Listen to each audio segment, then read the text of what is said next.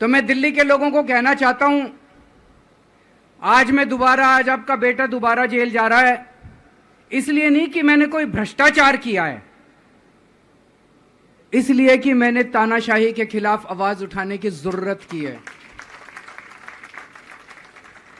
इस प्रचार के दौरान एक सबसे बढ़िया बात यह हुई कि सारे देश के सामने प्रधानमंत्री श्री नरेंद्र मोदी जी ने यह कबूल किया कि उनके पास मेरे खिलाफ रत्ती भर भी सबूत नहीं है। हम कहते थे ना, जब भी हमसे पूछा जाता था कि भाई ये कह रहे हैं 100 करोड़ रिश्वत ली, 100 करोड़ रिश्वत ली, वो 100 करोड़ कहां गया?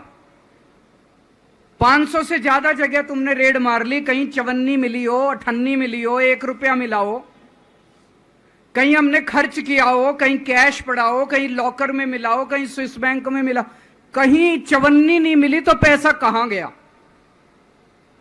तो एक टीवी चैनल के इंटरव्यू में उस टीवी वाले ने मोदी जी से पूछा कि प्रधानमंत्री जी, ये केजरीवाल चारों तरफ कहता घूम रहा है कि आपके पास उसके खिलाफ कोई सबूत नहीं है, आपके पास उसके खिलाफ कोई रिकवरी नहीं है, फिर आपने उसको गिरफ्तार कैसे कर रखा है?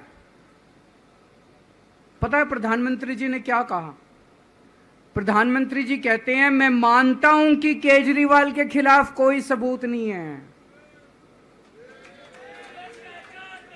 मैं मानता हूं कि केजरीवाल के खिलाफ कोई रिकवरी नहीं है, क्योंकि केजरीवाल अनुभवी चोर है।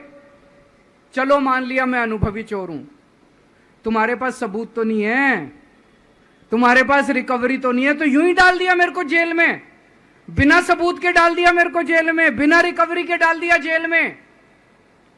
देश के इतिहास में 75 साल में सबसे ज्यादा बहुमत से आई हुई सरकार है। एक बार 70 में से 67 सीट, दूसरी बार 70 में से 62 सीट, 55% से ज्यादा वोट शेयर। इतने भारी बहुमत वाली सरकार के मुख्यमंत्री को आपने बिना सबूत के जेल में डाल दिया। यही तो तानाशाही है कि जिसका मन करेगा मैं उसी को जेल में डाल दूंगा, जिसका मन करेगा उसी को जेल में डाल दूंगा। और पूरे देश को मैसेज दे दिया कि अगर मैंने केजरीवाल को फर्जी केस में जेल में डाल दिया तो तुम्हारी तो औकात ही क्या है, किसी को भी पकड़ के जेल में डाल दूंगा। इसी तानाशाही के खिलाफ लड़ रहा हूं मैं, और इस किस्म की तानाशाही अपने देश को बर्दाश्त नहीं है।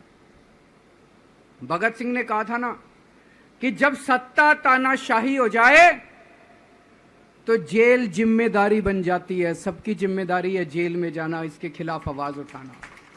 भगत सिंह के चेले हैं।